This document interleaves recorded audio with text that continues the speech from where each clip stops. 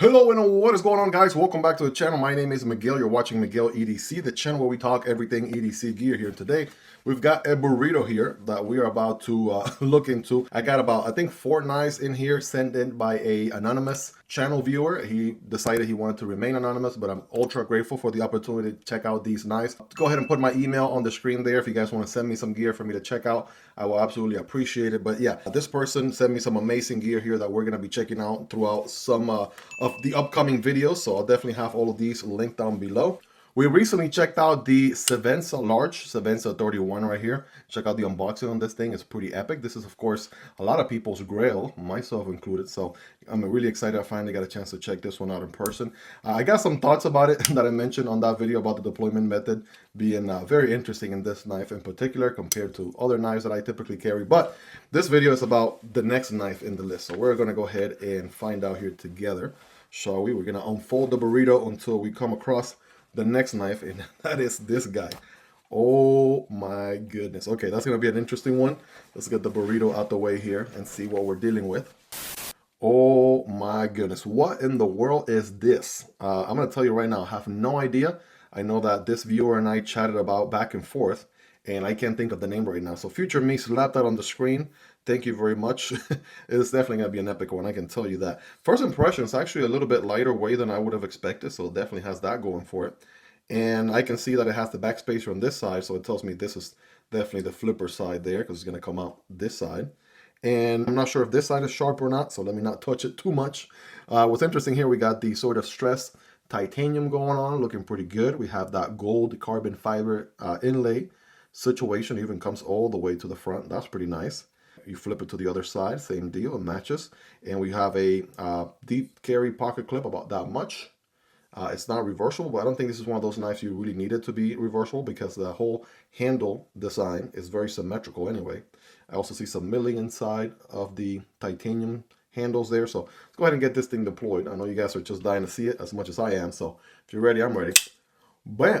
Oh my goodness. Holy smokes, guys, what are we even looking at here? Oh my gosh, this is truly epic. Right? This is truly epic. This thing is insane. Holy smokes. All right, we're gonna have to break it down here, right? Take it slowly because it's basically definitely a lot to take in here, one thing at a time. So what's interesting here is you have that whole opening in the middle. I feel like that's pretty savage.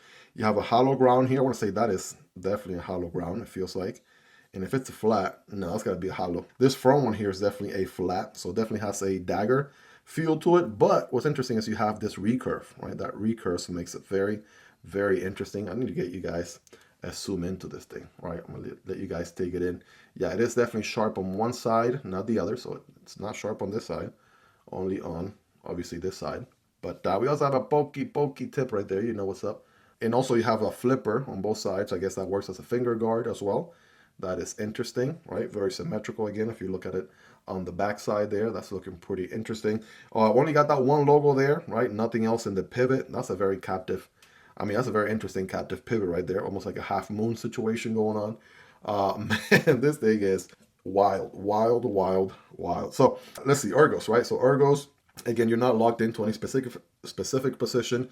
Again, those flippers there or whatever, right, kind of gives you a little bit of a finger guard. And I guess if you really needed to, you could put the thumb on here, but it definitely is not sharp, but on the thin side.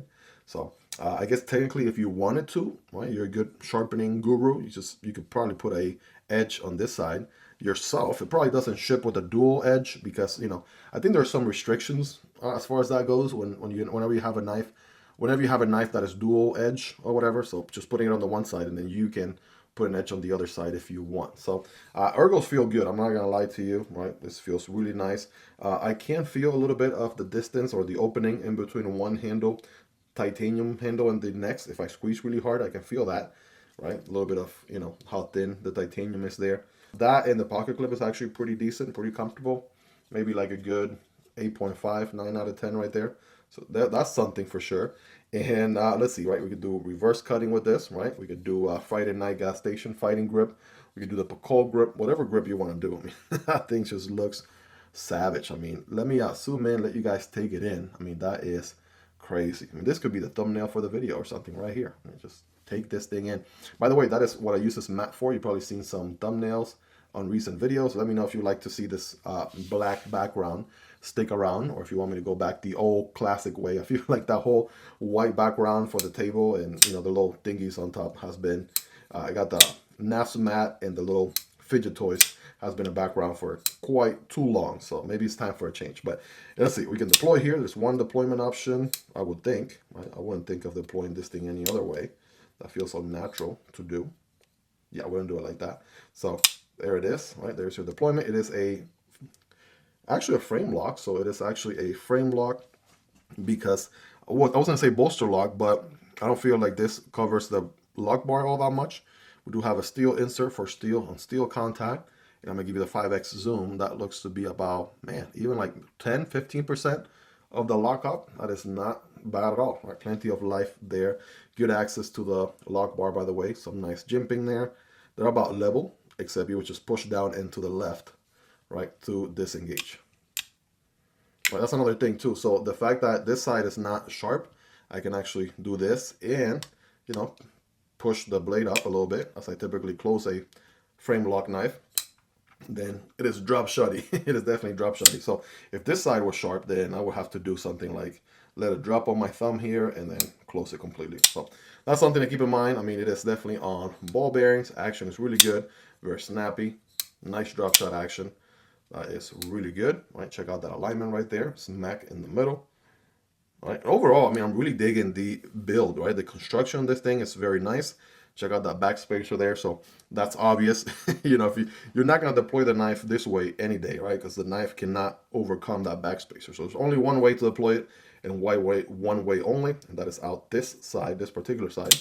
And yeah, man, that is looking nice. Yeah, I mean, I could probably ramble about this knife here for quite some time, because obviously, I mean, I'm at a loss for words with this thing. So let's go ahead and just do some size comparisons here next to the MSI from Microtech. Here is the stitch, right? Both of those are going to be a little bit longer there. Keeping it here in America, we got the PM2. That's a little bit more comparable. I think the PM2 is a hair longer. Here is the Para 3. Para 3 looks definitely quite a bit shorter. Here's the Demko AD 20.5. That's going to be a little bit shorter. Here's the Kunwu Chad. Kunwu Chad is actually pretty comparable. Right, you guys be a judge there. Let me know. Here's the Tenable Fenrir, right? We're now in the budget end of things.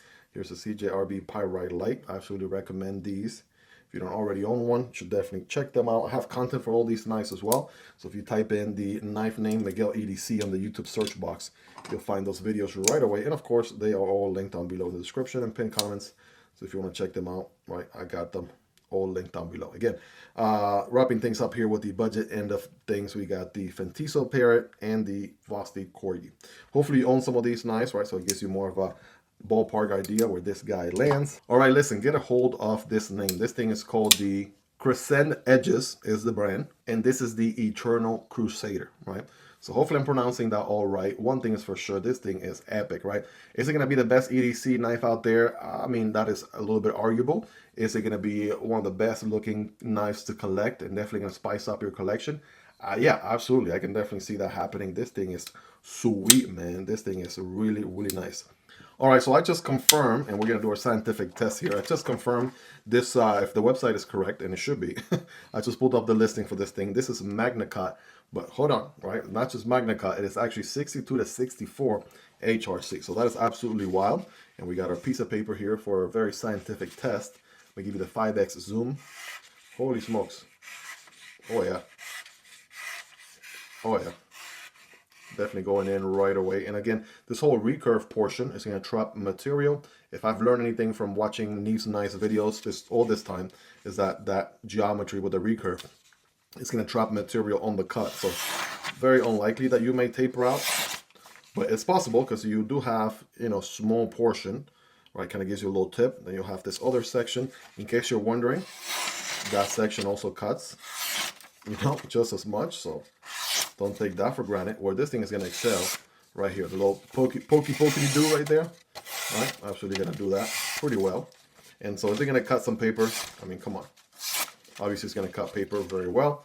Let's check out some cardboard here. I have a piece of cardboard, single wall cardboard, and remember when cutting cardboard, don't cut perpendicular, but at an angle, and it should look something like this. Here we go. Oh yeah. This is probably not going to be a dedicated cardboard destroyer or anything, but in case you have to do it in a pinch, right, and pulling out probably the coolest blade in your rotation, you can definitely use your Eternal Crusader to destroy some cardboard on trash day, right? Absolutely no doubt about it. But there you go. I'm going to try this last one here with just the top portion. See how that goes. Let's see.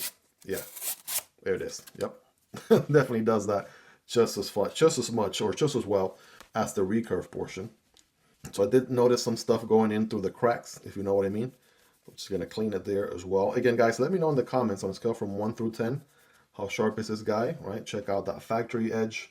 10 being the sharpest. You guys let me know. One thing is also for sure, I mean, this thing is a looker, right? Look at that blade. Anywhere the light hits it, it's going to look amazing. That is going to look really, really good. Any knife with a combination of a hollow and a flat grind like that looks really good. But when you have a hollow and a flat on both sides and a very symmetrical knife like this one, I mean, that is a very nice looking blade for sure. So only thing I noticed just now too is this whole portion in the middle kind of has a, you know, kind of a stonewash dark gray finish in the middle.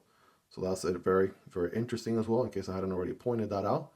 That is certainly different than the belt satin finish you get on the rest of the blade. So kind of gives it a very nice contrast. But again, you guys rate this thing in the comments. Let me know on a scale from 1 through 10. How sharp is this guy? 10 being the sharpest. Let me know. Well, there you guys have it. That is the Crescent Edges Eternal Crusader, right? This thing is absolutely epic, absolutely wild. I think what really comes close to this thing is probably the arch nemesis from Sharp by Design. And that's also been a grill of mine for a long time. But as you probably know, if you've done your research, that thing goes for about, I don't know, somewhere in the thousands, right? $1,000 range and up. This thing actually comes in at $385. So still, you know, on the pricier end of things, but this is very well built, got the premium materials. And I mean, look at this blade here, right? Where else are you going to find a blade like this, right? So well executed. So again, this is just an unboxing, raw first impressions on this thing. I will be carrying this knife and I will be dropping a comprehensive review on this thing here in the channel soon. I'll also feature it in some other videos as well. And again, this knife and every other knife that you saw in this video will be linked down below. So if you're interested in checking prices, availability, variants, and all that good stuff, definitely check those links. Those do help out the channel at zero extra cost to you. There you go. I'm going to leave it on frame so you guys can take some pictures. Somebody told me the other day, Miguel, stop moving the knife around so much. I want to take some pictures. So there you go. That being said, guys, smash that like button for the YouTube algorithm if you haven't already. Definitely subscribe to the channel. If you're new around here, I promise you'll be worth coming back for more. I make knife and EDC content like this on a daily basis, and you will not want to miss out. I've really been digging this whole letting it fall on my thumb, right, and then closing it that way. So I guess if I were to, this were to be my knife, and I decided, hey, I'm gonna put an edge on this side, then I don't have to go the whole, tap the blade with my index finger route. I can just let it drop on my thumb like that, and then do the whole drop shot. So there you go. Let me know your thoughts on this one. It's absolutely wild. Would love to hear your questions, concerns, feedback. What do you like? What do you love? Is there anything you dislike? Let me know in the comments down below. Check out that video to the left that I recommend you check out next, or this video to the right that YouTube recommends. Thank you guys so much for hanging out with me. You guys are the best. Take care, and I'll see you on the next one. Either this one or this one. Peace.